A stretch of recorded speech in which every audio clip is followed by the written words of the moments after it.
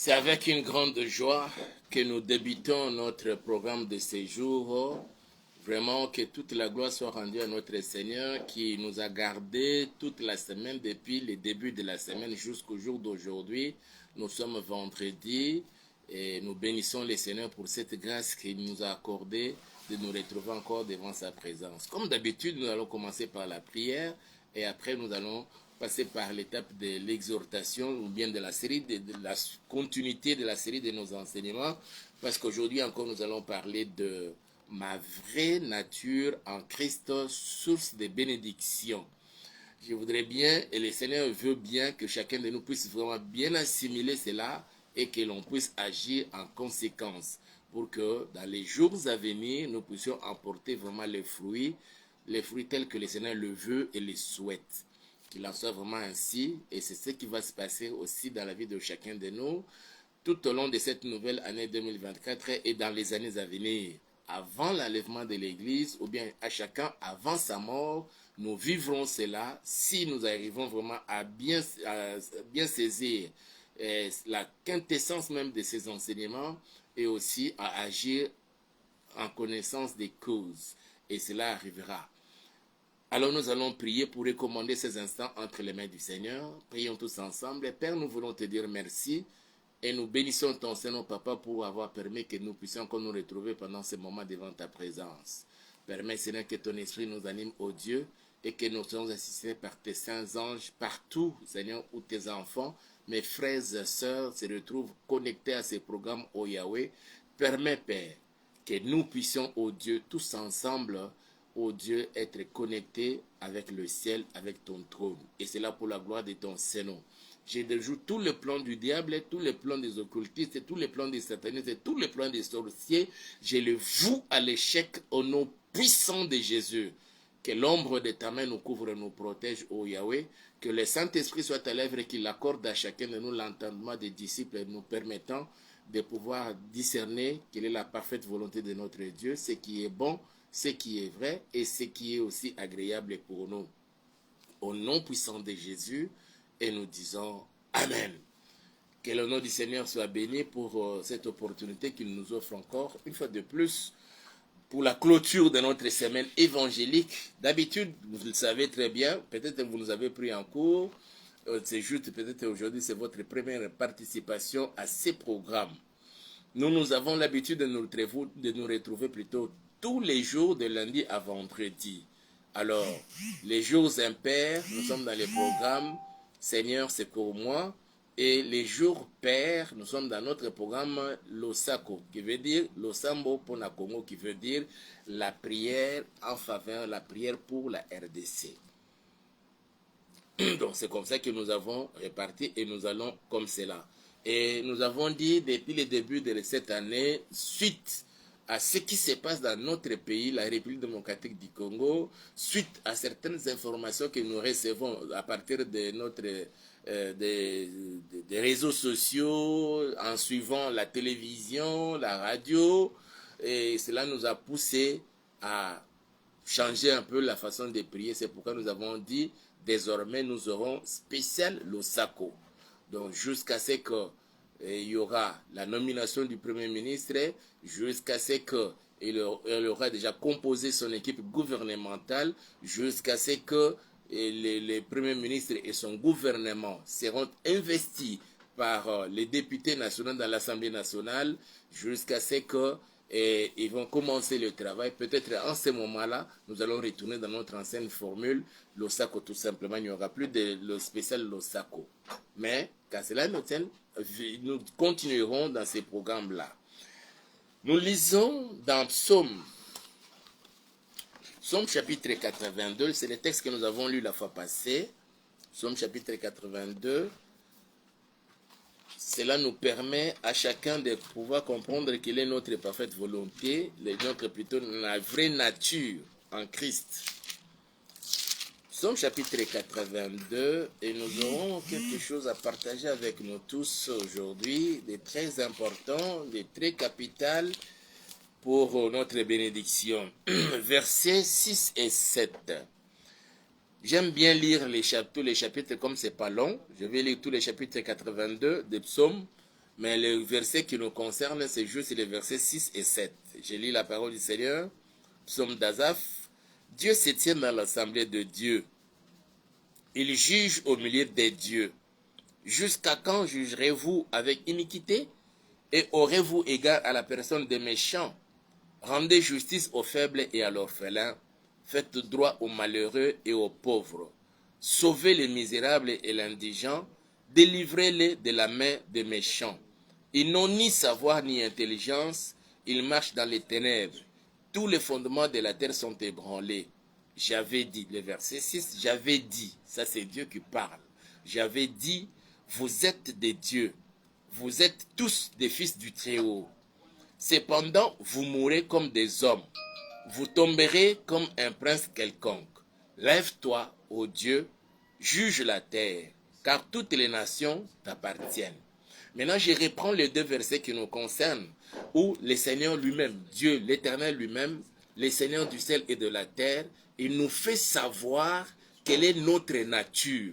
Bien que nous soyons ici sur la terre des humains, nous avons une autre nature, différente des autres, de la nature de l'homme animal, différente de la nature des animaux, des poissons, des oiseaux. Toi, tu as une autre nature. Question seulement de découvrir quelle est ta vraie nature en Christ Jésus, et c'est alors que tu constateras, ça va constituer pour toi la source des bénédictions. Ça va constituer pour moi, pour nous tous, la source des bénédictions. Mes frères et sœurs, nous avons droit à des grandes bénédictions pendant que nous sommes ici sur cette terre. Et c'est aussi à cause de cette nature, notre vraie nature en Christ, que nous sommes combattus par l'ennemi, le diable. C'est à cause de ta vraie nature en Christ et Jésus que tu es combattu par l'ennemi, le diable, qui envoie ses agents, les sorciers, les satanistes, les occultistes. Ils ne te laisseront jamais tranquille ici sur la terre. Mais mes frères et sœurs, si nous arrivons à comprendre cette nature et agir en conséquence, mes frères et sœurs, nous atteignons un certain degré, un certain niveau qui nous permettra de transcender les couches des démons et aussi atteindre les standards divins pour agir ici sur la terre. Nous allons exercer notre pouvoir, nous allons exercer notre puissance et notre autorité sur la terre pendant que nous sommes là. Que cela soit aussi votre cas à toi. Votre cas à vous plutôt. Je reprends les versets 6 et 7 de Psaume 82. J'avais dit, vous êtes. Dieu dit ici qu'il avait déjà dit que toi et moi nous sommes. Il ne dit pas que vous serez. Il dit vous êtes des dieux. Vous êtes tous des fils du Très-Haut. Tu es Dieu. Tu es un Dieu. Tu es un Dieu. Elle est un Dieu. Il est un Dieu. Je suis un Dieu. Ensemble, nous sommes des dieux. Ça, c'est selon ce que Dieu vient de nous dire. Ce qu'il te dit à toi, dans ta maison, dans ta famille. Si tu es la seule personne qui a cru en Jésus-Christ et qui prie sincèrement en esprit et en vérité, alors sache bien que ta vraie nature fait de toi Dieu. Tu es Dieu. Et tu es pas seulement Dieu, tu es le fils du Très-Haut. Quand on parle du Très-Haut, c'est lui qui est au-dessus de tout. Au-dessus de la mêlée. Il laisse les hommes sur la terre à un certain niveau et il monte des niveaux. Et toi, tu es le fils de ces dieux-là, les Très-Hauts. On l'appelle El Shaddai. On l'appelle Adonai. Il est Jéhovah Rapha. Il est Jéhovah Nissi. Il est Jéhovah Tsidkenu. C'est lui qui est El Elyon. Mes frères et sœurs, donc prenez tous les attributs de Dieu. Et Dieu prend sa nature et la met en toi, en moi, en nous. Nous avons cette nature divine. C'est pourquoi Dieu veut que chacun de nous puisse prendre conscience que tel que je suis là, je suis un petit Dieu sur la terre. C'est pourquoi il dit, vous êtes des dieux. Vous êtes tous, sans exception, des fils du Très-Haut. Depuis les jours où tu as donné ta vie à Jésus-Christ, mon frère, ma soeur, tu es devenu le fils du Très-Haut, la fille du Très-Haut. Je ne m'adresse pas à tous ceux qui sont hors Christ. Non, c'est Jésus-Christ qui nous confère cette nature-là. C'est Jésus-Christ. Quand nous acceptons le Seigneur Jésus comme notre Seigneur personnel, comme notre Sauveur personnel, ce qu'il nous donne en retour, c'est faire de nous les fils du Très-Haut. Il nous donne la nature de Dieu. Et il fait de nous des dieux. Il fait de toi un Dieu. Il fait de moi un Dieu. Mon frère, ma sœur, vous êtes des dieux selon la parole du Seigneur. Puisque c'est Dieu qui a dit, nul ne peut annuler cela. Cette parole ne tombera jamais dans une certaine nullité. Ça va s'accomplir. Et c'est ce que nous sommes. C'est pourquoi nous faisons peur au diable et à tous ses agents, sorciers, occultistes soient-ils. Dieu continue à parler. Il dit, cependant, vous mourrez comme des hommes. Ah, cependant, vous mourrez comme des hommes. Vous tomberez comme un prince quelconque. Pourquoi il dit ça? Un langage inquiétant. Pendant qu'il dit que nous sommes des dieux, maintenant, il dit que nous mourrons comme des hommes. Nous tomberons comme un prince quelconque. Toi, je m'adresse à vous, ma soeur, à vous, mon frère, à vous, papa, à vous, maman, au cours de cette nouvelle année et désormais après cet enseignement. Tu ne tomberas plus jamais comme un prince quelconque, comme un homme ordinaire. Tu es Dieu, tu le resteras jusque dans l'éternité. Au nom puissant de Jésus. Cette nature-là, c'est ce que le Seigneur veut que nous puissions mettre en valeur, en exergue. Partout nous allons nous retrouver. Que vous ayez l'argent ou que vous n'ayez pas l'argent. Que vous ayez mangé ou que vous n'ayez pas mangé. Ou vous avez mangé, vous n'êtes pas rassasié. Ou vous avez mangé une nourriture que vous n'avez pas aimée. Mais par faute d'argent, tu as mangé une nourriture qui ne t'a pas plu. Mais malgré cela, tu restes Dieu. Tu as la nature de Dieu. Et c'est cette nature-là, une fois compris cela, mes frères et sœurs, nous agissons en connaissance de cela. Mes frères et sœurs, sachez-le bien que nous aurons et nous avons déjà un avenir meilleur. Et cette nature constitue déjà, pour toi et moi, la source de grandes bénédictions. Il dit, cependant, vous mourrez comme des hommes. Vous tomberez comme un prince quelconque. Et regardez ce que Dieu dit à notre père Abraham. Lisons Genèse, chapitre 12. Lors de sa vocation, où le Seigneur lui demande de se séparer d'avec son père, la maison de son père et tout, Dieu dit ceci. Genèse chapitre 12, je commence à partir du premier verset. L'Éternel dit à Abraham, va-t'en de ton pays, de ta patrie et de la maison de ton père dans le pays que je te montrerai. Va-t'en de ton pays, de ta patrie et de la maison de ton père dans le pays que je te montrerai. Il y a un pays que Dieu a préparé pour ses bien-aimés, pour ses enfants. Celui qui a la nature de Dieu ne peut jamais demeurer là où il vivait avant. Je ne demande pas de faire le déménagement, mais je parle d'un endroit, et vous le savez très bien. Hier, nous étions des païens, nous vivions à la manière des païens. Nous menions notre vie selon les trains de ce monde, en satisfaisant les désirs de la chair. Mais maintenant que nous avons une autre nature, la nature divine, nous ne sommes plus appelés à satisfaire les désirs de la chair, mais plutôt nous devons faire la volonté de l'esprit. Et c'est cette nature-là.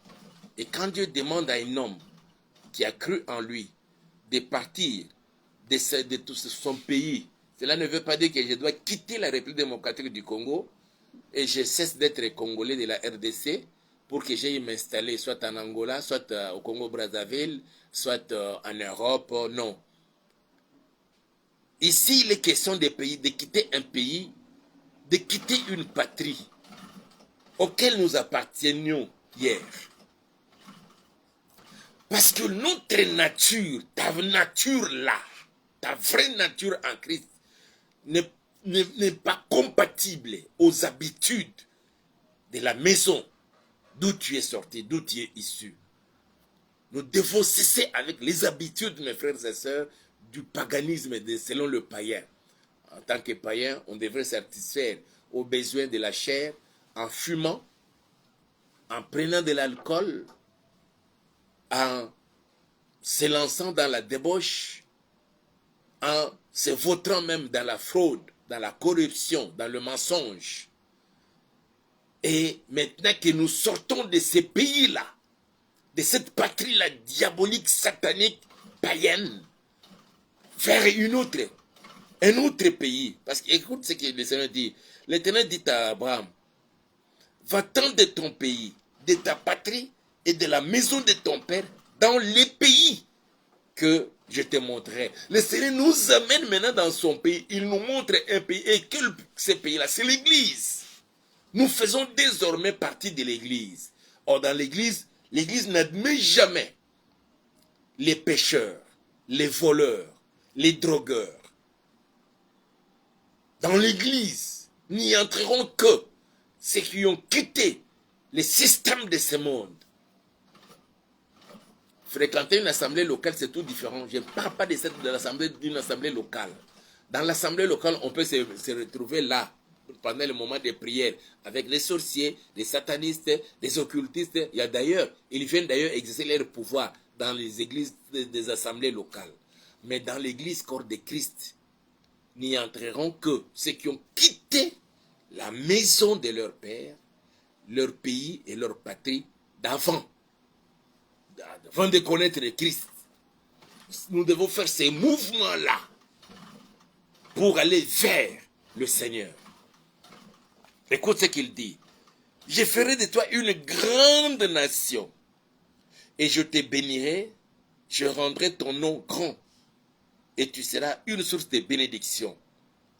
Je bénirai ceux qui te béniront et je maudirai ceux qui te maudiront et toutes les familles de la terre seront bénies en toi. Ça, c'est le Seigneur. Il change la nature de cet homme Abraham. Il quitte la maison de son père. Il quitte son pays et sa patrie pour un autre pays. Quand je suis ici en République démocratique du Congo à Kinshasa, de par les habitudes de Kinshasa, je m'exprimerai toujours, je vais commencer à parler lingala, peut-être dans certains milieux, le français. Mais si je quitte Kinshasa, je me retrouve par exemple au Congo central, dans les Bandundu, je suis dans l'obligation d'apprendre la langue de là. Si à Kinshasa le matin, je prenais du thé avec un morceau de pain. La journée, selon les moyens, je mange quelque chose de consistant. Mais si je me retrouve au Bandundu, par exemple, le matin, je ne prendrai plus du thé.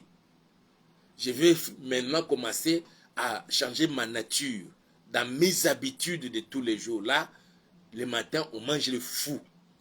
Et quand je suis, par exemple, au Congo central, là, c'est l'insakibadesu et le riz.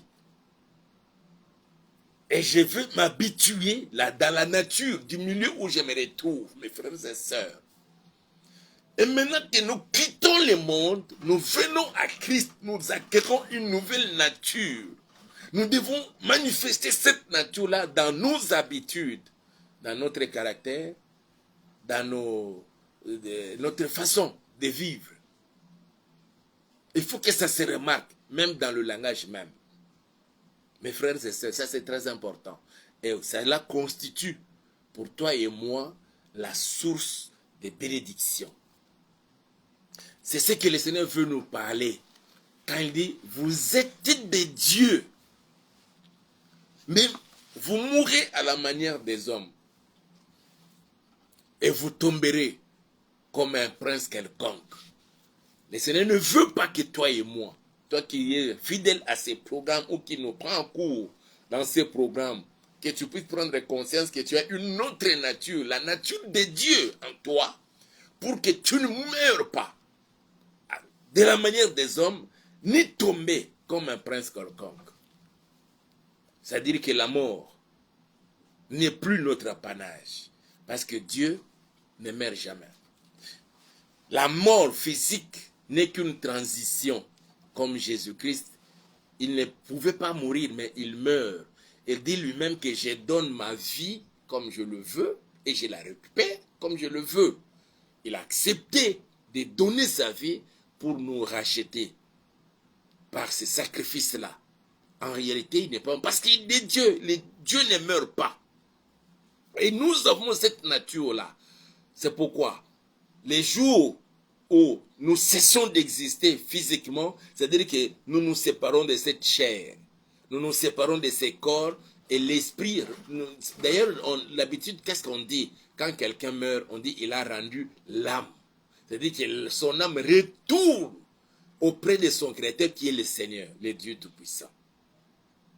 C'est-à-dire sa nature, cette nature-là divine ne peut jamais demeurer dans ces corps mortels, corruptibles, qui peut se décomposer. Ça ne peut jamais demeurer là-bas. C'est pourquoi les jours de la mort, l'âme quitte et retourne. Parce que cette nature-là, la nature-là de Dieu ne meurt pas.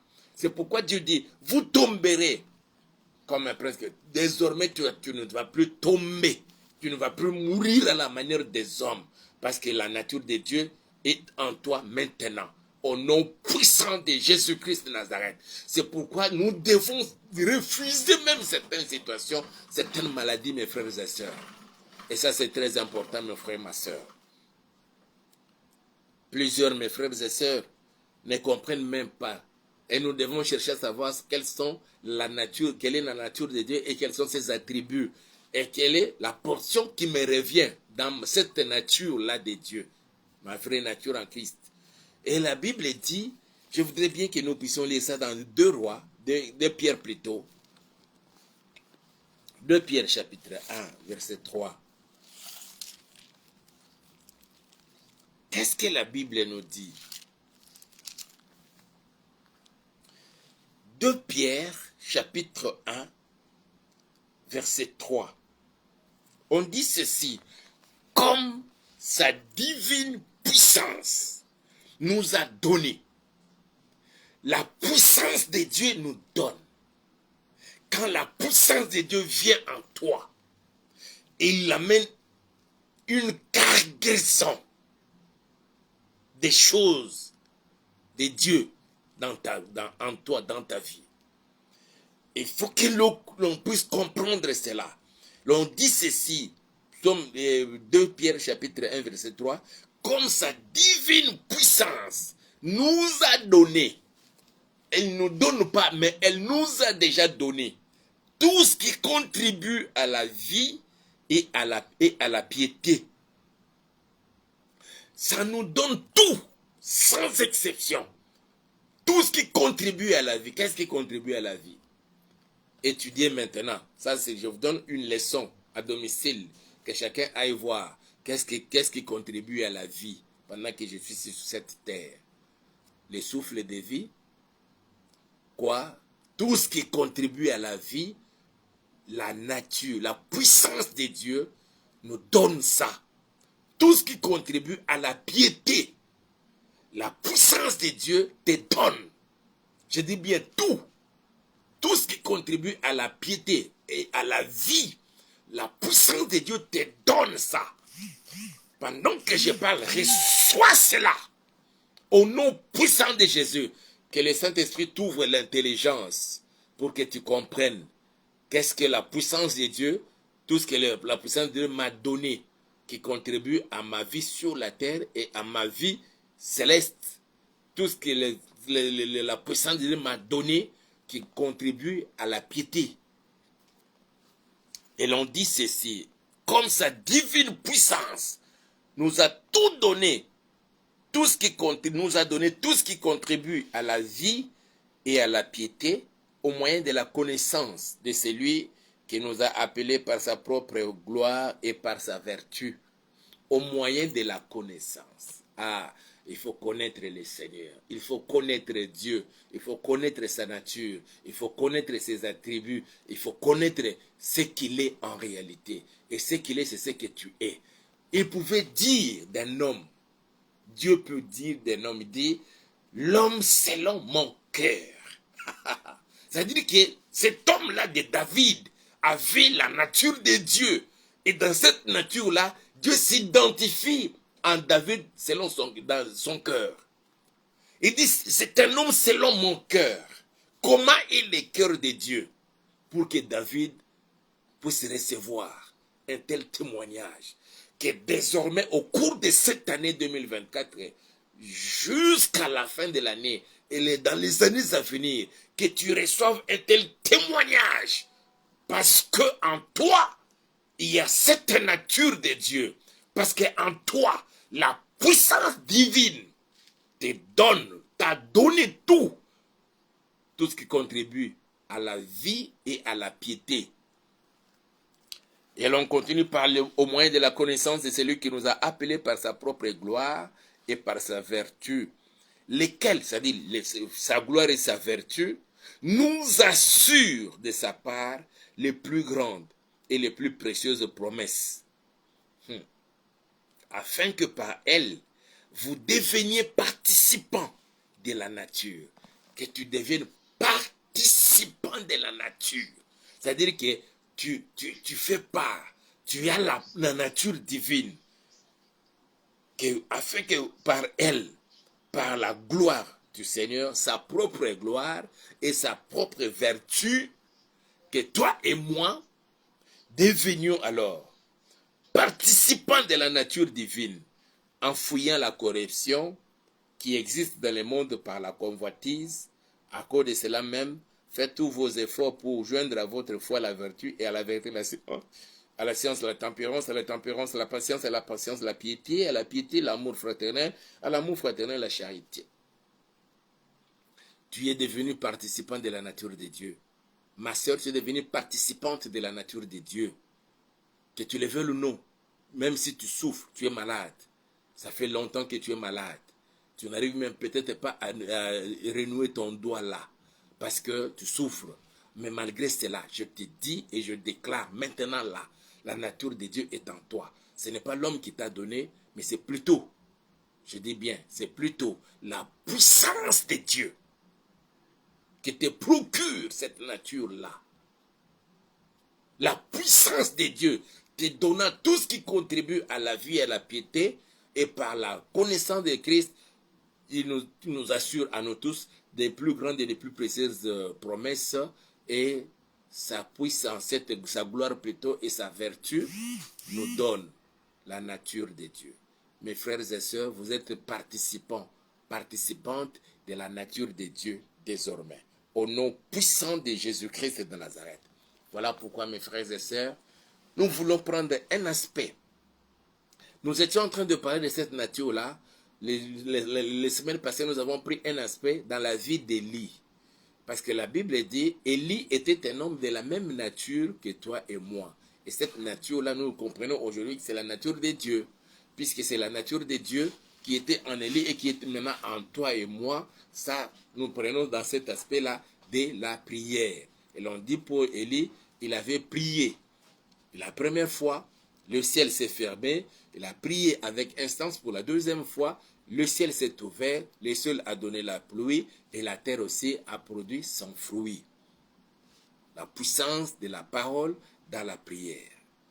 Et aujourd'hui, nous sommes toujours dans le même aspect de la parole, de la façon de parler, mes frères et sœurs. Dieu dit à Jérémie, à cause de la nature divine étant en lui, il ne pouvait jamais se comporter ou s'exprimer de n'importe quelle manière. C'est pourquoi Dieu a dit, non, non, non, non, pas comme ça. Pas comme ça, Jérémie. Ne dis pas que je suis un enfant. Parce qu'il disait que je suis un enfant. Ça, c'est Jérémie qui le disait. Jérémie chapitre 1. Je voudrais bien que nous puissions dire ça. Jérémie chapitre 1. Mais permettez que j'essaie un peu de fouiller dans mes notes.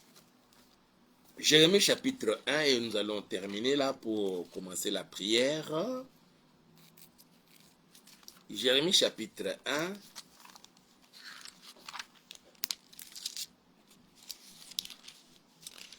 Voilà, Jérémie chapitre 1, nous commençons notre lecture à partir du premier verset. Il dit ceci, la parole de l'Éternel me fut adressée en ces mots, verset 4. Jérémie chapitre 1, verset 4. La parole de l'Éternel me fut adressée en ces mots. Avant que je t'eusse formé dans le ventre de ta mère, je te connaissais. Et avant que tu fusses sorti de son sein, je t'avais consacré. Je t'avais établi prophète des nations. J'ai répondu, ça c'est Jérémie qui parle. J'ai répondu, ah Seigneur éternel, voici je ne sais point parler, car je suis un enfant. Verset 7. Et l'Éternel me dit, ne dis pas. Il faut un langage, il faut changer de langage. Ne dis pas, je suis un enfant. Le Seigneur veut que tu changes ton langage. Ne dis pas désormais que je suis malade. Ne dis pas que je suis pauvre. Ne dis pas que je suis stérile. Ne dis pas que je suis chômeur. Ne dis pas, en Christ, mon frère, ma soeur, tu n'es pas chômeur. Tu n'es pas stérile. Tu n'es pas malade. Tu n'es pas pauvre. Tu as tout cela. Tu as l'argent. Tu es riche. Il faut déclarer cela dans ta vie. Au nom puissant de Jésus-Christ de Nazareth. Ne dis pas que je suis un enfant. Et le Seigneur, l'Esprit du Seigneur veut t'interdire désormais de dire que je suis diabétique, je suis cancéreux, je suis ceci. Non, tu n'es pas malade. Au nom puissant de Jésus. Pourquoi je le dis? C'est tout simplement parce que la Bible dit, dans Ésaïe 53, il dit ceci. Par ces meurtrissures, par les meurtrissures de Jésus-Christ, toi et moi avons déjà été guéris. On ne dit pas que nous serons guéris. Je veux que nous lisions ça, nous allons retourner dans Jérémie de la chapitre 1. Ésaïe, et nous allons prier. Permettez que je trouve un peu les versets en question. Ésaïe chapitre 53.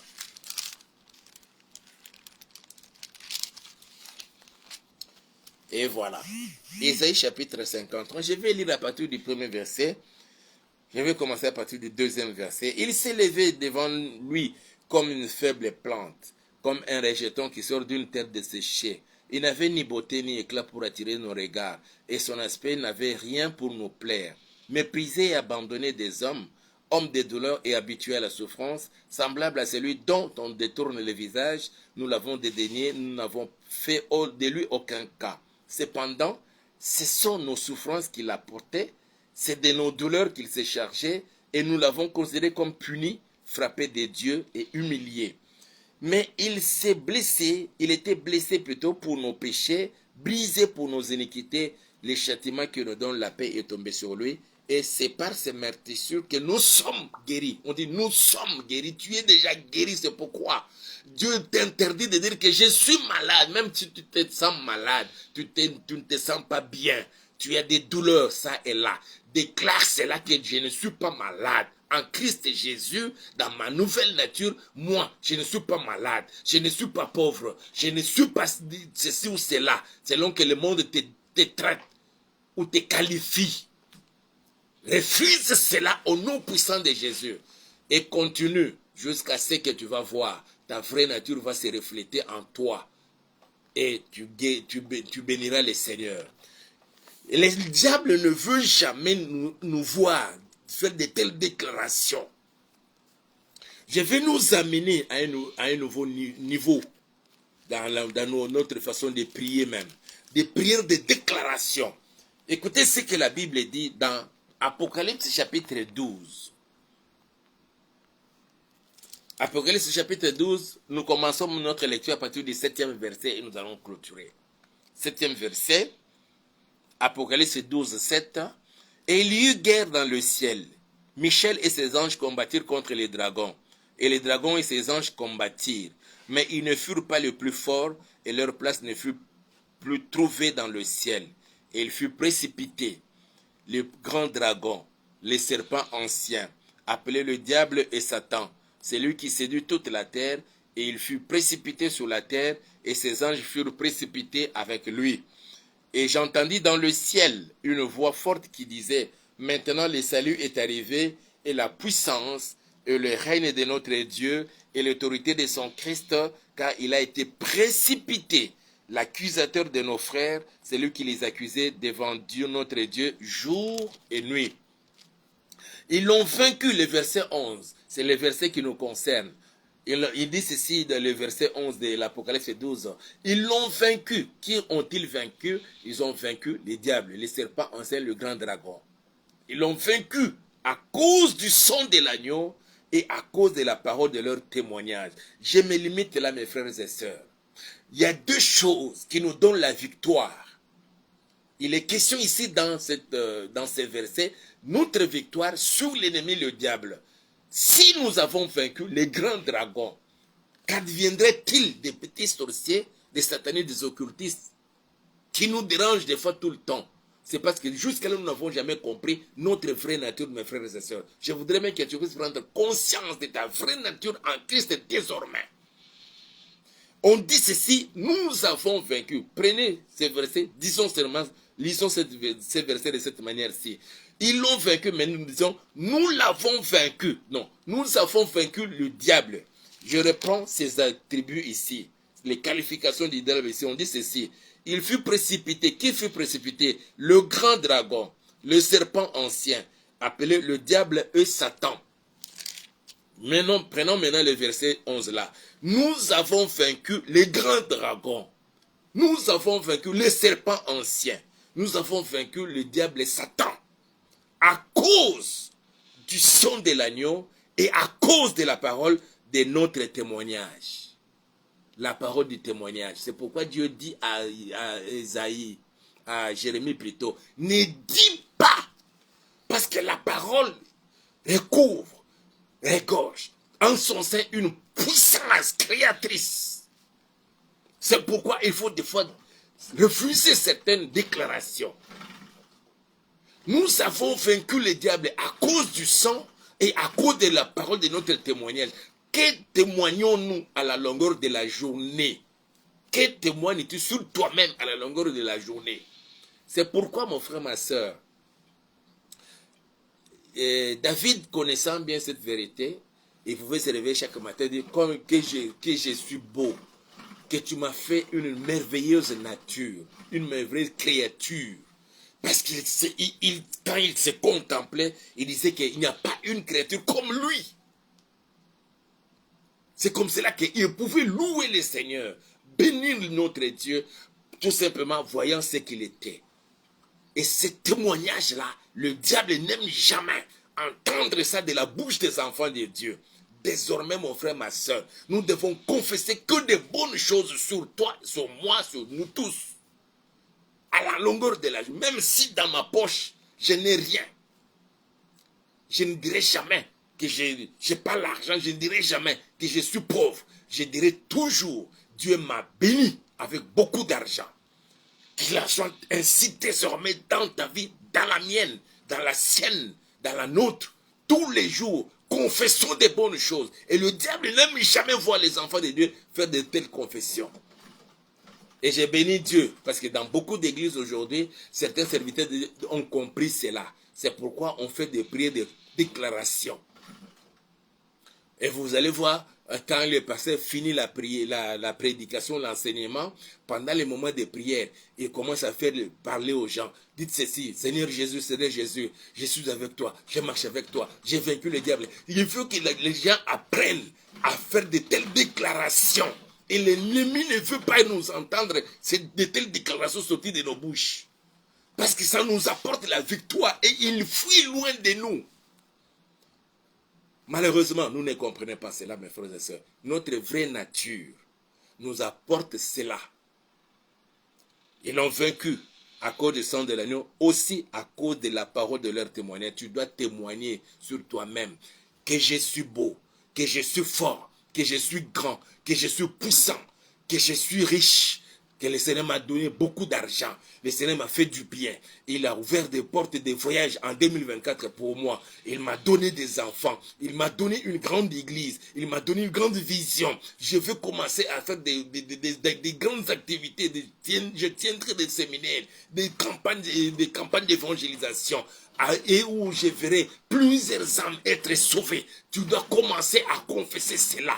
Mes mains commenceront à manipuler beaucoup d'argent en francs congolais et en devises étrangères. En l'occurrence, les devises, les dollars américains et ainsi de suite. C'est cette confession-là. L'ennemi ne veut pas entendre cela de nos bouches. Que nous soyons toujours des pleurnicheurs. Désormais, mon frère, ma sœur, ne sois plus jamais un pleurnicheur dans ta vie. Il faut confesser des bonnes choses et agir en conséquence. C'est cette nature-là le veut de nous, que nous soyons ainsi. Le diable a voulu amener un monsieur. Nombre chapitre, qu'est-ce que j'ai dit? Job. Le diable a voulu amener ce monsieur de Job à confesser des mauvaises choses sur lui-même. Mais lui, certainement qu'il avait connu sa vraie nature en Dieu, il n'a pas confessé les mauvaises choses. Lorsque le diable s'est servi de sa propre femme, il a poussé, dit, maudit Dieu et meurt. Lui aussi a refusé de prononcer de mauvaises paroles de sa bouche.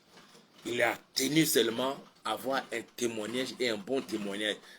Parce qu'il savait que la parole de son témoignage apporte sa victoire sur l'ennemi, le diable. C'est ce qu'il a vécu. La Bible dit ceci, Job chapitre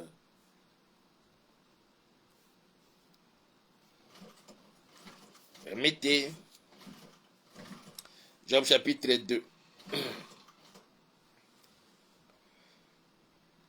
Verset 6. L'Éternel dit à Satan, voici je te le livre, seulement épargne sa vie. Job chapitre 2, verset 6, épargne sa vie. Verset 7, et Satan se retira de devant la face de l'Éternel, et puis il frappa Job d'un ulcère malin, depuis la plante du pied jusqu'au sommet de la tête. Et Job prit un tesson pour se gratter et s'assit sur la cendre. Sa femme lui dit, tu demeures ferme dans ton intégrité. Maudit Dieu et meurs. Le problème ici, l'ennemi, en se servant de la femme de Job, il voulait qu'il prononce une mauvaise parole, qu'il fasse une mauvaise confession, un faux témoignage. Maudit Dieu, c'est dit, je suis malade, je suis ceci, j'ai perdu mes enfants, je suis devenu maintenant misérable et tout et tout. Où est Dieu là? Où est ce Dieu là? Il voulait que Job dise ça. Job a refusé de sortir de sa bouche un mauvais témoignage. Parce qu'il savait que nous avons vaincu le diable aussi par la parole de notre témoignage. Qu'est-ce qu'il a répondu à sa femme? Au verset 10, il dit, mais Job lui répondit, tu parles comme une femme insensée. Quoi? Nous recevons de Dieu le bien et nous ne recevions pas aussi le mal. Et tout cela, Job ne pécha point par ses lèvres. Que désormais, dans tes lèvres, que tes lèvres ne te fassent pas pécher. Au nom puissant de Jésus, que tu tiennes un vrai langage, un bon langage, que tu aies un très bon témoignage de toi-même, de ce que Dieu est dans ta vie, de ce que Dieu fait dans ta vie, dans ta maison, dans ta famille, dans ton entourage, dans tes entreprises, que cela soit désormais ainsi, au nom puissant de Jésus-Christ de Nazareth, que l'ennemi ne te pousse pas à avoir un faux témoignage de ta bouche dans ta bouche. Que toutes les paroles qui sortiront de ta bouche désormais soient des paroles qui renforcent ta foi, ta confiance en Dieu et qui fait fléchir l'ennemi devant toi et devant notre Seigneur. Au nom puissant de Jésus, tu as vaincu, ma soeur, tu as vaincu le diable. Mon frère, tu as vaincu le diable. Parce que je dis bien, le diable est Satan. Tu l'as vaincu. Tu as vaincu le grand dragon. Tu as vaincu le serpent ancien. Parce que tu as vaincu le serpent ancien, tu as vaincu le grand dragon. Tu as vaincu le diable et Satan. Alors tu as vaincu aussi les sorciers. Nous avons vaincu tous les sorciers, les satanistes, les occultistes. Nous avons vaincu la maladie, les maladies. Nous avons vaincu tout cela. Au nom puissant de Jésus, je les déclare dans ta vie, dans la mienne, dans nos vies à nous tous, que désormais la maladie quitte les corps. Au nom puissant de Jésus-Christ de Nazareth, tu n'es pas pauvre, tu es riche. J'appelle la richesse financière et matérielle de venir vers toi maintenant. Au nom puissant de Jésus-Christ de Nazareth, que toutes les femmes qui jusque-là, dans leur foyer, dans leur ménage, n'ont pas d'enfants, dites-vous, vous n'êtes pas des stériles, de même comme les hommes. Vous n'êtes pas des stériles, vous êtes des femmes fécondes. Au nom puissant de Jésus, 2024 ne se terminera point. Tu vas allaiter, tu vas porter des enfants avec tes mains. Au nom puissant de Jésus-Christ de Nazareth, tu n'es pas chômeur. Tu as fini tes études, tu as ton diplôme ou tes diplômes avec toi, avec un grand bagage. Mais jusqu'à là, tu ne dois pas encore trouver du travail. Tu n'es pas chômeur. Je décrète et je déclare. Tu vas trouver du travail. Au nom puissant de Jésus, que toute personne qui te combattait en bloquant ton travail, en bloquant ton mariage, en bloquant tes richesses, je les détruis maintenant. Au nom puissant de Jésus, je les chasse et je les renvoie dans l'abîme des ténèbres. Le Seigneur mon Dieu, il tisse maintenant au sommet. Il te prend, il te fait maintenant monter au sommet. Au nom puissant de Jésus, tous ceux qui te combattaient, ayant cru te combattre et t'assujettir, parce que tu étais encore ignorant de cette vérité. Aujourd'hui, ils deviennent tes marchepieds. Je les déclare, au nom puissant de Jésus-Christ de Nazareth, que la maladie quitte le corps, que les douleurs disparaissent maintenant. Au nom puissant de Jésus-Christ de Nazareth, tu as la victoire. Je dis bien, tu as la victoire sur les chômages, tu as la victoire sur la stérilité, tu as la victoire sur toutes sortes de maladies, tu as la victoire sur cette situation qui te tient tête depuis longtemps. Aujourd'hui, tu as la victoire sur cette situation-là. Au nom puissant de Jésus, dis-toi mon frère, ma soeur, si nous avons vaincu le diable, si nous avons vaincu le diable et Satan, si nous avons vaincu les grands dragons, les serpents anciens, et que sera de toutes ces situations-là, de cette situation qui t'accable longtemps, tout simplement parce que nous étions dans l'ignorance. Je dis bien, je te sors par la puissance de mon Dieu de cette situation-là, au nom puissant de Jésus-Christ de Nazareth, que l'ombre de la main de mon Dieu te couvre et te protège. Reçois cette grâce et va de l'avant au cours de cette année et surtout au cours de ce mois de février, au nom puissant de Jésus-Christ de Nazareth. Que le nom du Seigneur soit béni, lui qui a permis que nous soyons encore là. Que ta nuit soit bénie, que le Seigneur te donne un doux et paisible sommeil aujourd'hui et qu'il te couvre l'ombre de sa main. Au nom puissant de Jésus, ensemble nous disons Amen. Que Dieu vous bénisse. On se retrouve le lundi à 23h, heure de Kinshasa, toujours dans le cadre de notre programme Seigneur secours-moi. Sinon, nous vous prions d'aimer nos vidéos, de liker, d'envoyer beaucoup de cœurs et surtout de le partager avec d'autres personnes. N'oubliez pas de vous abonner à notre chaîne YouTube intitulée Auberge de Vie TV. Déjà la semaine prochaine, dès lundi, nous serons en direct sur notre chaîne YouTube. À moins que l'on nous refuse par YouTube, sinon nous serons en direct sur notre chaîne YouTube et puis nous verrons dans la suite. Nous sommes aussi à la recherche d'un endroit pour commencer les intercessions avec l'idée, bien sûr, plus tard, d'implanter l'église. Si vous acceptez que nous venions et commençons nos intercessions chez vous à la maison ou bien dans votre parcelle, n'hésitez pas de nous appeler à notre numéro qui apparaît là, plus 243